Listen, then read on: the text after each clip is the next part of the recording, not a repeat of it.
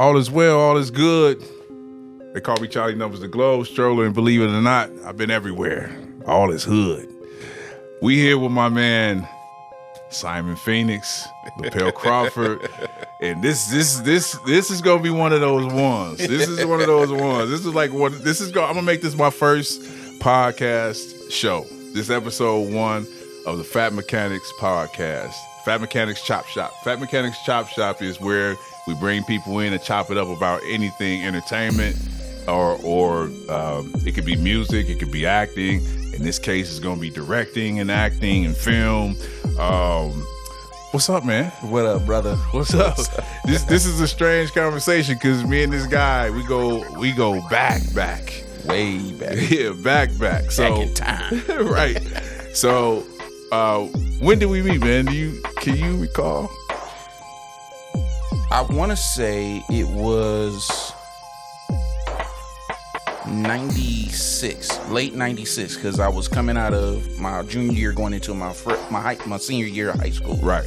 Because at that time, we had just me, Chris, Vega Cat, that's my dog. Shout out Chris. Mo Rush, Yes, and Breon. And Bree. Shout out Bree. We had a teen club, Club 411. Yes, sir. Yes, y'all did. And you came in with one time, because one time was DJing, and you came in one night with one time. Yes, sir. And Okay. and bullied your way on the table. Okay. But right.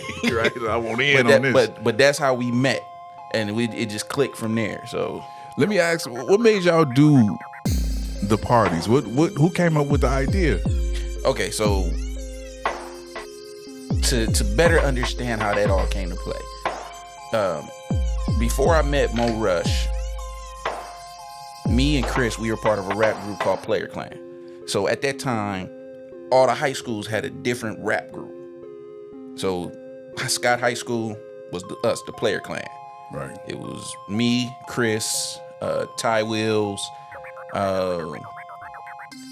cat named Tim, cat named Orlando. It was we were Scott High School. We were the celebrities from doing the rap, because at that time they did talent fashion shows at the Macumber building. Okay. And all the high schools all the high schools was in it. Modeling, Yeah, I've been talent to one show, of them. all of the whole nine. So either the whole group did it or the split group did it. Right. Or so that's how I met Mo Rush. Okay. Mo was there. And it was one of the fashion shows where I pretty much produced the music for everybody that was performing. Yeah.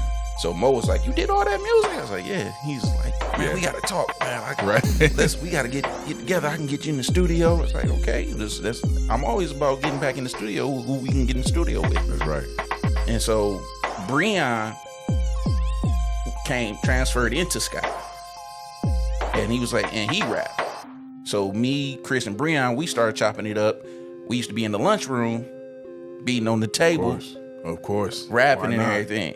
So we got to talking about all that, and then we met up with Mo one time, and I guess a party was coming up that Mo was trying to go to, and he was like, "Y'all should come with us." We was like, "We can't.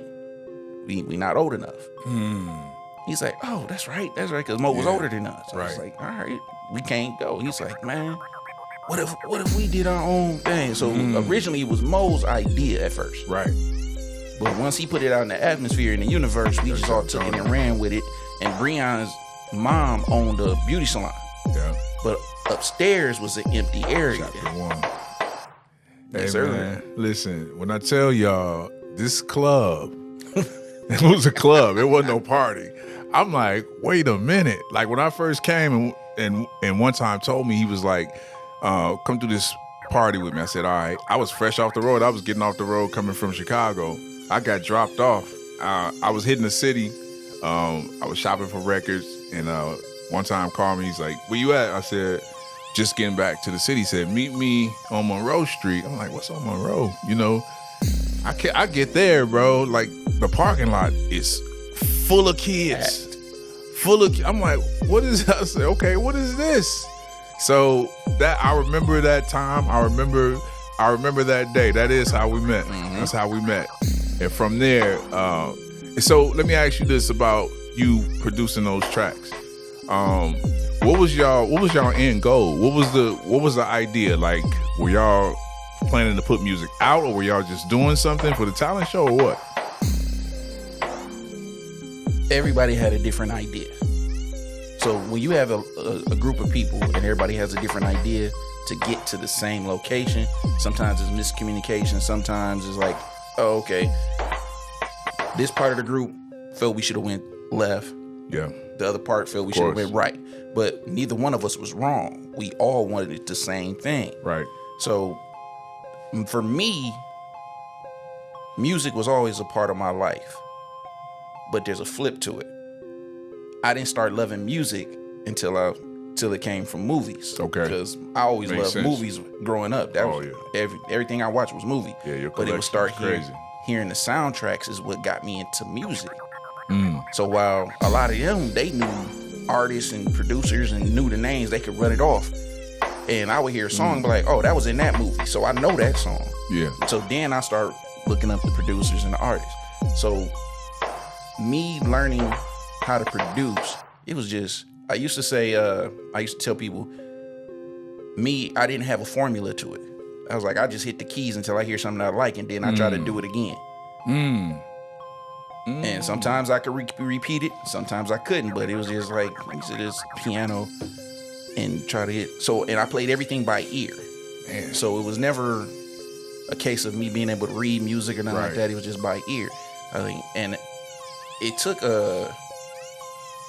this about 2 years ago that I had to really go back and like remember that my mom paid for me to get lessons. I got, like, they used to have at a hotel, they used to do this get a certificate class. She paid for me to go to that. Okay. To teach you basic theory. Right. But it was like a weekend thing. So 3 nights you go learn the theory, at the end of your certificate. How long did you do that? Just that one weekend. That was just because it was a traveling program, so it was just daytime. So we did that one weekend. So I learned the basics. And from there, you learned the basics and ran with it. But once again, it was about playing what I like. So they just happened to show me in the theory stuff that I like. That's all you needed, dude. And I with it. Then what I didn't remember is that when I was real little, one of the musicians at my mom's church that we grew up in, he used to have me sit up at the organ with him, and he would show me stuff. I didn't realize I was retaining that. Learning it. So, to go back to your original question, is my goal when we were doing the fashion shows was just, I'm not gonna lie, it was just like, I just want to do the music. I was just having fun doing it. Right, because you could. And if it came to us getting out, I was all for it. But as long as I can have fun doing it. Right. Some of the people's just like, hey, we just want to be celebrities. Right. Some of them had deals, like local deals, working with some of the local producers that was already, so they was already doing stuff. Right, but you was doing it. You was on it for the love. I was on it for the love, which is very important. Which is very important. And then, so from there, I think we just from like the meetings after I would come and do the parties for y'all, and then we would start talking in that back room about artists. You know, and I think that's when Mo introduced us to Tanya. Tanya Isaac was a local singer here, and a beast. the original Keisha Cole type stuff. So, and from there we kind of listen. You know the music business, we know the music. Let's put something together, and we formed a label. So let me ask you this. So from there, did you still love it when we were in that space, when we tried to get in the business space of it? Did you still love it? Always loved it. Never stopped loving it. 2 things that I did have an issue with, and I had to chalk it up to growth, because I was young. I was already kind of burnt out because I had been doing it in high school for so long to where I didn't see the reality of it outside of high school yet. Okay. So when you talk to me about hey, you dope, but you sound too much like Pop. yeah. Yeah. That took the wind out of my sails fast. I was like, I don't sound like Pop. And then I had to go back and listen to some old recordings. I was like, man, I do sound like Pop. Yeah. That ain't what I was going for, Right. but because even at the time, I wasn't that big of a Pac fan. Oh, I didn't know that. I wasn't okay. No, he only had a few songs that I listened to that I liked. Got you. Like at the time, Get Yours and Mary. I thought you was really a fan. You just picked it up and just started and just ran with it because you had the words. Yeah, it was. I didn't know any better. Okay. And it was one of, like I said, everything for me was based off of movies. So I'm hearing music in movies, and I'm like, I'm loving that. But it wasn't your average. It wasn't your average. What you would think I would love. Okay. So, for example, one of my favorite horror movies back in the day, and people look at it and laugh now because they say it's the worst movie that out there, but it's still a classic to me, is Maximum Overdrive. Oh, that was a horror movie? That was a horror movie written by Stephen King, and the only movie that he did that he directed. Oh, I never knew that. I never saw the movie. Yeah. Maximum Overdrive just don't sound like a... It don't sound like it, but it's a horror movie. So I watched it and I was like, I love this movie. Why people hating? I'm loving it. I'm young and I'm loving the action of it, but didn't realize the whole soundtrack was done by the band A.K.A. So I'm like, who made who? And I'm listening to the whole thing. I'm loving it. I'm like, this is dope. Then I'm going back. Then you go back even further. You know, the Wiz. Oh man, hey, that whole Emerald City sequence was just fire to me. Man, that's one of my favorite movies, bro. The way they put that twist on that movie was crazy. That's a really, I'm gonna say it's underrated because everybody that I talk to be like, I don't want to watch it because they never seen it. And then I think that you had to kind of see it in that era, in that time, right? Because the music changed so much, but the music is still good. The music part of it for me, man. And then the stars, it was star-studded. You know, Diana, Michael, Nipsey Russell. You know what I'm saying? Like it was like some superstars in there too. So.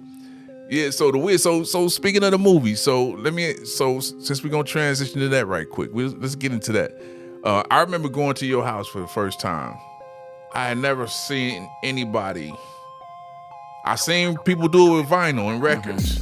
I had never seen a movie collection that vast like that. Your movie collection was crazy, and you had it all in order. You used to buy VHS tapes and DVDs when they came out. Like I used to buy records. Yes, sir.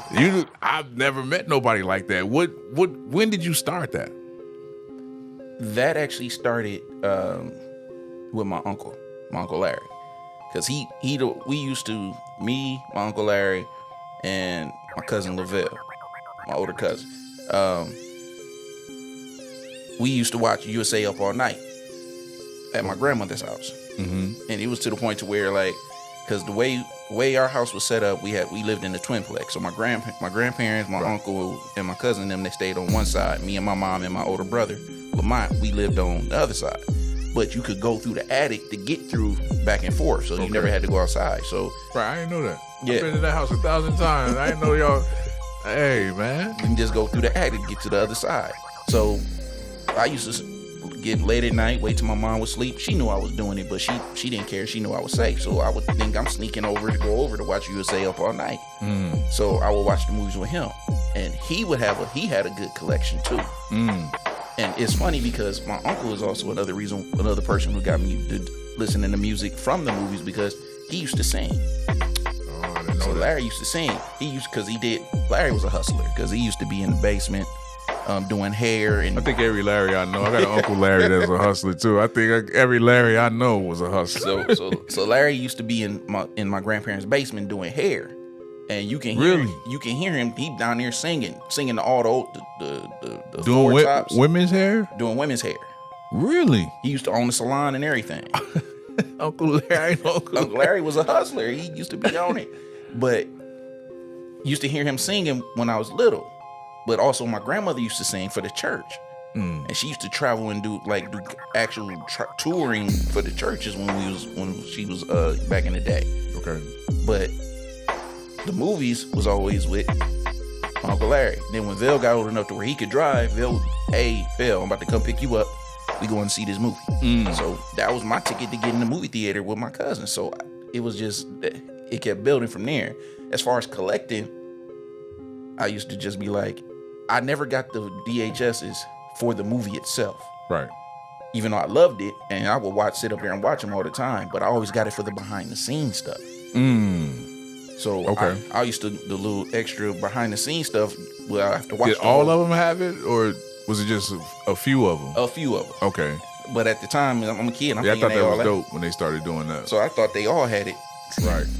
But it was a matter of, I wanted to know how they made the movies, because now I could watch a movie once and I would know that whole movie word for word. Right. And now I wanted to know how they do that. And when they start doing the behind the scenes stuff, that's when my collection blew up, because I was trying to get them all. Right. I think I gave Blockbuster more money. I remember. I used to get. I know your mom used to get on you like, boy, you can't spend your whole check on that. Blockbuster was my friend. Like, yeah, I know, mom, but and they really, Blockbuster, since you out of business, I can tell you now. Thank you.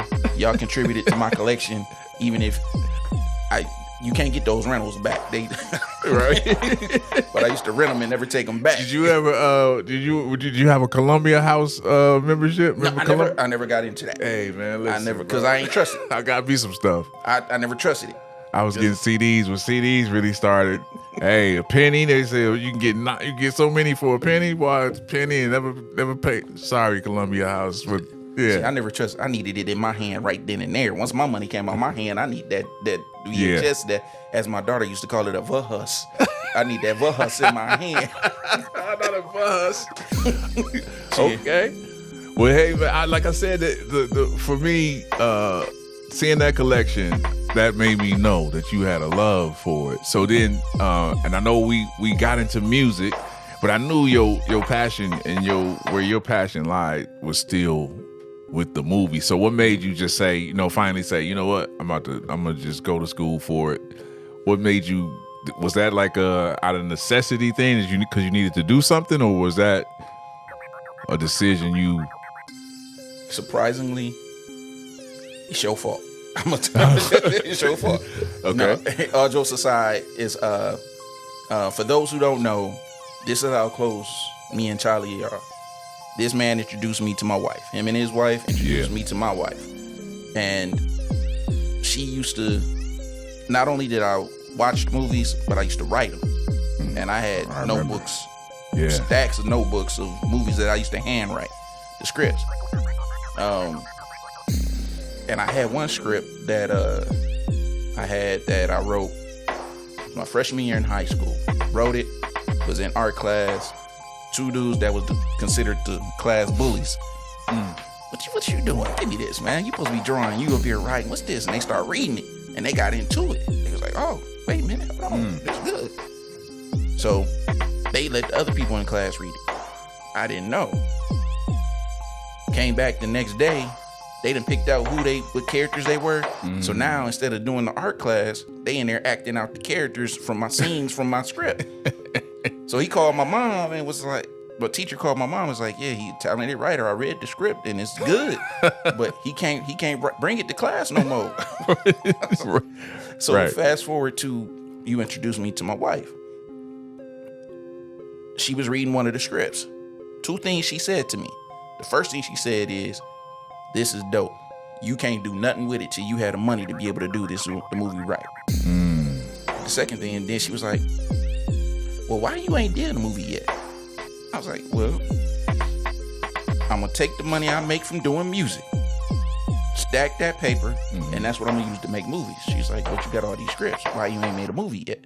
Didn't you hear me when I said I'm gonna take? I had said what I had said was right. I would do the music. That's gonna finance me to be able to do the movie. She's like, well, have you asked your sisters or your brothers or? It's like, that's my dad's side of the family. I'm at the time I didn't really know that side of my family. She's like, just ask them. So I asked my sister, and she was like, yeah, here's $500. $500 to buy me a little handheld camcorder. And we did our first short film called Dare. Okay, I remember Dare. Dare was the first short film. Didn't know what I was doing, but I was Right. But I faked it till I made it. Yeah. So, but as far as going to school, I was all set to go to school. I was gonna go to Full Sail at the time. I remember. But at the time, before I met my wife, I met my kid's mom, my oldest, and she got pregnant with my first son, my oldest son, Kai. And I was telling her about it, and she told me she was pregnant. I was like, "But I can't leave because that's my son. I want to be here for my son because that's one thing I always wanted kids." Right. And I thought I wasn't gonna have them, so I was like, "I'm just gonna go." Then she told me she was pregnant. I was like, "I gotta be here for my son." How long was the program at Full Sail? It's a regular. Well, it depends on what you take. It's a regular 4-year program, but I was able to complete 2 years of it. Okay. But I can say that finances played a part because when I wanted to go originally, it was only in Florida. Then years down the line, they opened up for online, and I could do everything online. They sent you everything you need. I was like, oh, okay, cool. So I did that for the 2 years, and then finances ran out. And at that time, I'm grown, so I can't get as much help as I wanted. So, but it's I say it's one of the best life lessons that I received with dealing with Full Sail. How so? I learned a lot about what it takes to stay focused when there's nothing help to motivate you. Move without what I call it? Move without the ball. Moving without the ball. So I'm an adult. Ain't nobody, my mom ain't there to say, boy, get up and go to school. Boy, make sure you do your homework. Why you ain't doing your homework? Guess what? If you ain't do your homework, like when I was in the elementary, my mom used to tell the teachers, hey, however many homework assignments he missed, that's how many paddles he get. And then call me so I can get on him when he get home. I ain't had that. So I start slacking off. Like if I don't feel like doing it, or if, man, I gotta go to work. I ain't feel college dudes here. I gotta go to work. I can't, but I gotta stay up because I get this class. And the thing about Full Sail with the online courses, it's way more aggressive than regular college. So with regular college, you may have a full semester for whatever project they give you. Right. However long the semester is. With online, with Full Sail, you'll get your assignment on Monday. You got a group check-in on Wednesday. You got to do the chat and put in your progress and talk to the teachers or anything like that. Your assignment due Sunday. And that's 1 week. And then Monday starts a whole new course. And it ain't, if you miss that assignment to turn in on that Sunday, it ain't turning it in late. And because you still got the rest to do for the next week. Right. And you may have one, so say you have a full semester. I don't know how regular college is with how these semesters break down or how long they pan out. But say a semester for me is 1 month. But you got 4 parts of that one class.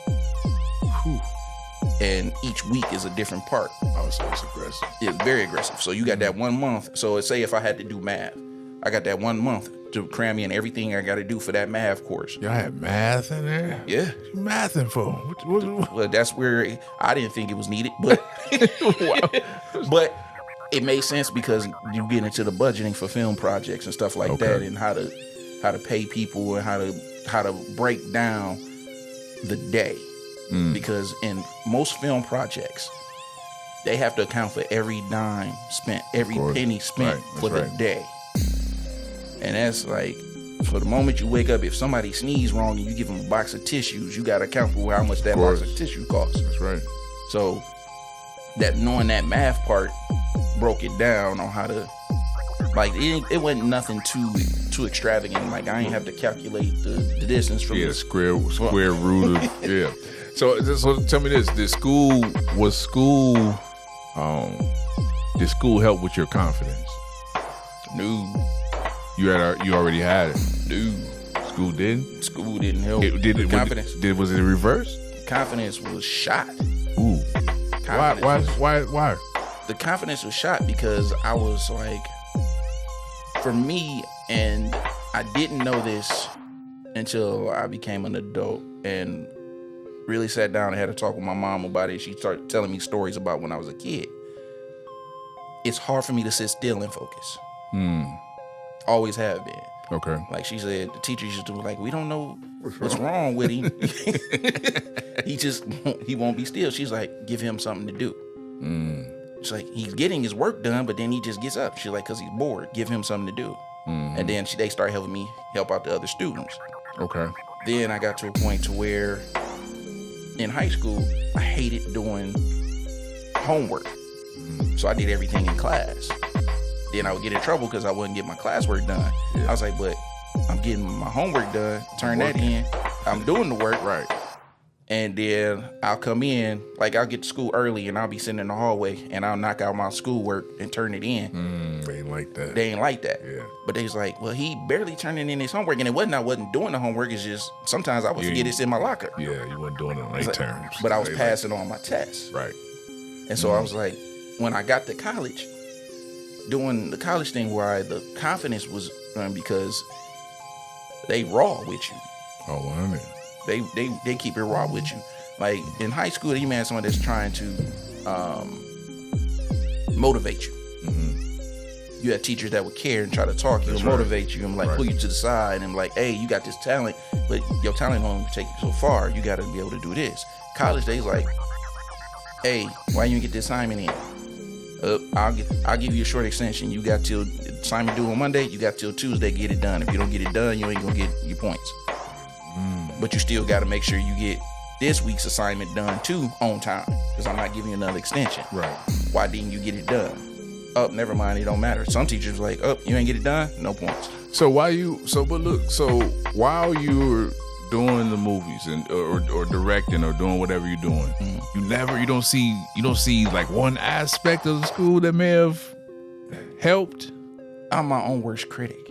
I'm my own worst critic. And there's that. So what school helped me was not so much in the confidence in doing it, it's the understanding of what I was doing. Right. So when I did Dare, the first movie, the short film, no schooling, nothing. I was just from watching the behind the scenes stuff and reading up on stuff and getting the magazines and watching interviews and stuff like that. Okay, this is what I should be done. I didn't know nothing about the rule of thirds. I ain't know nothing about how to light a room or how to control sound and control the room and nothing about that. So I was like, I learned on the fly. Okay. Doing it. By doing it. That's a heavy topic right there. So now with college, now I know the technical terms and know what to figure out the stuff I didn't know to what I know now. Okay, this makes more sense. Right. The reason why I say it didn't help with my confidence, because now, before I didn't know what I was doing. Now I know the technical stuff, but it's still needing to know how I can do the technical stuff, but still put my own creative flow on it. Right. And it was finding that lane that was making it waver on the confidence, because like I couldn't find how I wanted to put my creative vibe on it. Right. So let me ask this. So I always want to ask this in the cast. What started to work for you? Like as far as what works for you? What's your mechanics? Like what works for you? Just say you putting together a movie or putting together a web series. What works for you? Patience. Patience with myself, which is like I'm my own worst critic, but I'm also one of the world's biggest procrastinators because of that, because I'm in my head so much. So my wife used to still to this day tell me, she's like, babe, you know what you want to do. It's in your head.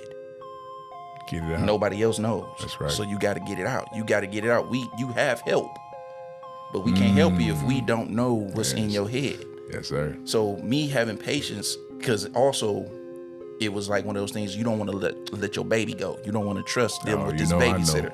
I know from producing music with you. You know how we are about that. Right. So yeah. But so we'll wrap it up in a second. But So you said patience is what really started to help you with everything. So tell the people what you got coming up. Got a couple of things coming up. First, if y'all remember, well, for those who don't know, I have 3 seasons of the web series called The Detective Chronicles. It's on our Primate Vision, Prime, the number 8, Vision, all one word, on YouTube. And I was struggling with, should I do another season of The Detective Chronicles or do something different? I had an idea for a series that's been sitting on me for years and just couldn't figure out how to put it together. Finally hit me like towards the end of the year last year. So it's a series that near and dear to me, called Mustard Seed. That's gonna be that we gonna be blazing. Yes, sir. Yes, sir. Gonna be blazing this year. That's when I'm gonna get my acting chop. So Mustard Seed, and for me, and just to kind of put it in perspective for those who don't know how I am, I take inspiration from things that has come before me, and it has a good formula. Right. I take inspiration from that. Yeah. So it's for me, Mustard Seed is like a combination of power and green leaf. So you kind of take that, and it's pretty much what it's about. It's a story of faith. Okay. And it's coming from 3 perspectives: faith from someone in the church, faith from the police officer, and faith from somebody still in the streets. They all got the same upbringing. They all grew up in the church, but they all went 3 different paths, and how that change brings them all together. So that's one of the main things I'm doing. Also, we have a play that we did called Danny Girl. We're gonna be putting on we're gonna do it again this year, and the rest of this year is gonna be building for 2026 too. Right. Because I got 2 feature film projects that I want to film in 2026. So 2025 is building to get ready for 2026. All right. Well, hey man, tune in. My man Primate Vision with Lapala Crawford, Primate Vision. Thank y'all for joining us on the Chop Shop. That's all we got for today. Man, thank you for coming, bro. Always a pleasure, brother. I appreciate Anytime. you, man. And we want to thank my man Alan C. Jackson for letting us use his facilities, man. And we'll see y'all next time on the podcast. Yes, sir.